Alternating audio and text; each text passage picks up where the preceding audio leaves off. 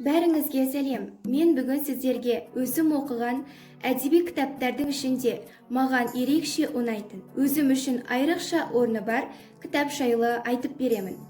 Мен үшін өзгеше кітап ол Ғабит Мүсіреповтің тарихи шындыққа негізделіп жазылған прототипі бар «Ұлпан» романы.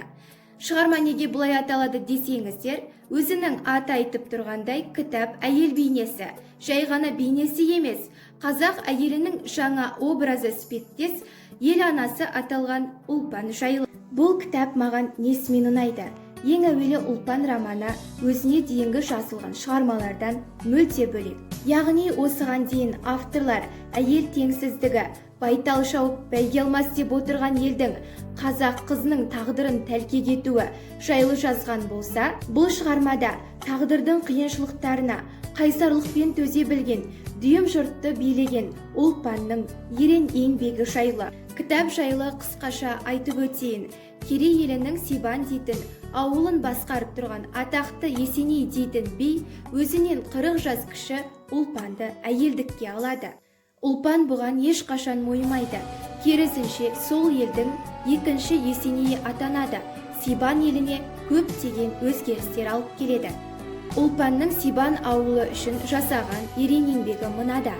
Қыс бойы киіз үйде тұратын қазақ рулары қыстың сақылдаған сары аязын көтере алмаған еді. Сол себепті Ұлпан бұл елге моншамен қыстық үйлер салғызады. Сонымен қатар Есенейдің жиналып қалған байлығы мен мал мүлкінің жартысын жұпыны отырған елге таратып береді. Осылайша сол елдің көңіл жібін ажыратқан байлары мен кедейлерін теңестіреді. Ал Ұлпанның қайсарлығы көзге түсер сәті мынада.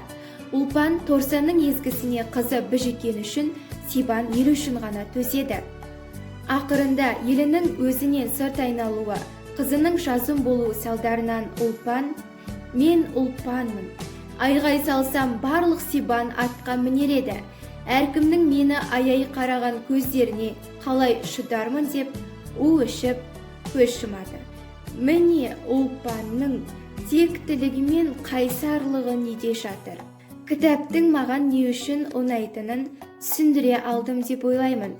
Сіздерге де осы кітапты оқуға кеңес беремін.